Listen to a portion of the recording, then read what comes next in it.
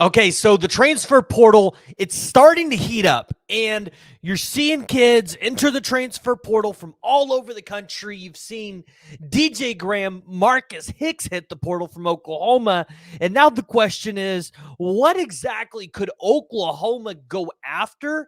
And, could there be anybody potentially hit the portal that Oklahoma could really want? And that's what we're here to talk about today. I'm here to look at some defensive linemen that are in the portal, some offensive linemen that are in the portal, and of course, now some wide receivers with the knowledge that, hey, you've lost Doji. You might be losing another wide receiver in this class. So not only are you potentially looking to take a second wide receiver in this class, but you might be looking to take one out of the portal as well. So, guys, I need to hear from you, and I need to hear what y'all's thoughts are. If you haven't already, make sure you do one thing. Go ahead and hit that like, hit the subscribe button, jump down in the comments below, join the discussion. Let me know what y'all's thoughts are, because as the transfer portal continues to open up, you're going to see kids into the portal. They know where they're going to go. At least some of them will. And you're going to see teams get crazy better. I think we've seen that over college football, and it's going to be interesting to see exactly how this season lines out for the transfer portal. Now, the first place I wanted to start was with a name that we talked about on Tuesday. I believe it was on Tuesday when we posted that video. And it's Donovan McCulley, the 6'5", 200-pound junior out of Indiana. We talked about him being former teammates with Deshaun McCullough and how, hey, you know what? Indiana might just have to become the minor league team for Oklahoma. Jokes aside. But seriously, though, this kid, 48 receptions, 644 yards, 6 touchdowns.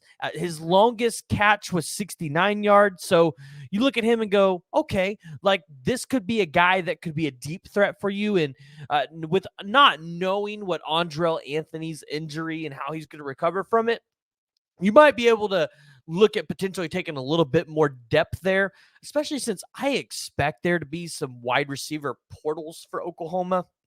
I'm not going to get into who those will be, but I do expect Oklahoma to have a couple guys hit the portal in the wide receiver category. So now remember, you guys need to stay tuned because we're going to talk about defensive linemen towards the end of this. And I've got some interesting defensive linemen that have hit the portal that I think Oklahoma needs to look at. But before we move on to the trenches, the second guy that I think Oklahoma need, I think they're going to potentially look at this one, even though it feels like it was called off, but it might end up coming back. And that's going to be the wide receiver, Eric McAllister, who's a redshirt sophomore, had 47 receptions, 873 yards, and 5 touchdowns for Boise State this year. An absolute monster, a deep threat, a guy that can burn his wide receivers. He can get up there. He can fight with the corners. So you like what Eric McAllister could bring. Again, you can see this as an option for Emmett Jones. And again, we talked about it in the last video. But Evan Stewart from Texas A&M, that was a name that's been thrown around. I don't think it's likely that you see Evan Stewart end up in an O uniform. If he hits the portal, I think he's Bama bound. But you never know. Emmett Jones might surprise us. Now, we got to go to the trenches. And before we jump into offensive linemen, before we jump into defensive linemen, we're going to talk about some offensive linemen, right? And the first one is, I think, one guy that maybe you could keep your eyes on, depending on if Andrew Raym goes to the NFL draft and how this staff feels about Troy Everett and Joshua Bates as your center, is the Badgers center, Dylan Barrett, who entered the transfer portal, right? The Badgers being the Wisconsin Badgers. He is going to have 4 years of eligibility. Sorry. He's been in Madison for 4 years. He'll have 2 years of eligibility. He was redshirt junior. Didn't really get to play much. He's a backup center up there, but a really talented kid and one that you could potentially see the staff potentially go out there and look at.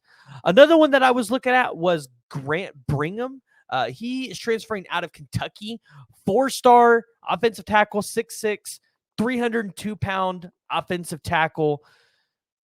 And he's going to bring in quite a few eligibility to wherever he goes. He was hurt in 2023 all season, so he didn't get a chance to play any there, so didn't get a chance to show what he was really made of. And, honestly, the kid just needs a new change of scenery, and I think that's why you're seeing him hit the portal. However, I want to talk about the defensive lineman now, because this is what you guys are really here for. This is what gets you guys excited. And the first one I'm going to share with you is, and I'm really hoping I say this name right. It's Aeneas Pebbles, the senior 6'1", 286-pound defensive lineman out of Duke. I know we've talked about it and said, hey, the staff is likely going to want to take guys that are got multiple years of eligibility, but especially with what you have coming in 2024, I think maybe taking a guy like this to just be able to add depth, and a guy that can honestly come in and be a starter for you. I think he has enough value in terms of the games that he's played to be a valid starter for Oklahoma. At 40 total tackles, 11 solos, 4 sacks, 1 forced fumble, 1 fumble recovery this season. You look at it and go, dude's an absolute stud. So you see it in his other years. He has played meaningful minutes for the Duke Blue Devils. Hey, and he was coached under Mike Elko. You guys all know what Mike Elko did at Texas A&M, recruiting all of those defensive linemen. Now, the other one that I was looking at was Derek Harmon. So this one fits with having multiple years left that he could use at Oklahoma. So Derek Harmon, a sophomore, 6'5", 320 pounds, an absolutely massive human being. In 2023, had 40 total tackles, 16 solos, 1.5 sacks, 1 forced fumble. And then in 2022, you saw him with 28 total tackles and 2 sacks, 1 fumble recovery. So Derek Harmon is a guy that is not only going to be coveted by Oklahoma, but he's going to be coveted by a few other programs. And with his size, definitely could play the nose tackle position. Remember, you're losing Isaiah Coe there. Now, you do have Jaden Jackson and other guys coming into the program, so you might be okay there, but this is a guy that I think could come in and make an immediate impact for you. It's one that I would potentially, if you're an OU fan, I would keep your eyes on. Now, a lot of you guys have had questions about this guy, Omari, and I believe it's Arbor. Committed to Ohio State, entered the transfer portal, high 4-star guy, as you can see here, number ranked 63rd in the composite ranking in 2022 out of Duncanville, Texas. Talking to a couple people, it sounds like maybe you see this land in the court for SMU, but you never know. Maybe Todd Bates, maybe Miguel Chavis make the call. I think my other problem is dude's an edge rusher, right? And Oklahoma, I feel like, has their guys there. You got Picha Adebayor, you have R. Mason Thomas, you've got new guys coming in. I don't think the edge position is a position where Oklahoma is going to go out there and try and find absolute portal guys unless they're just studs, right? So not really looking at Omari Arbor. In fact, you're probably looking more so at SMU because it looks like they might have the advantage.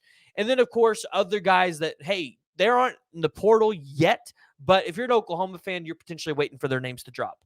By Job, he was a part of that 2023 class that ended up committing to Michigan State. David Hicks ended up committing to Texas A&M. You're looking at Gable Brownlow-Dindy from 2022. Some folks are looking at Levius Overton. I'm not looking for Levius Overton.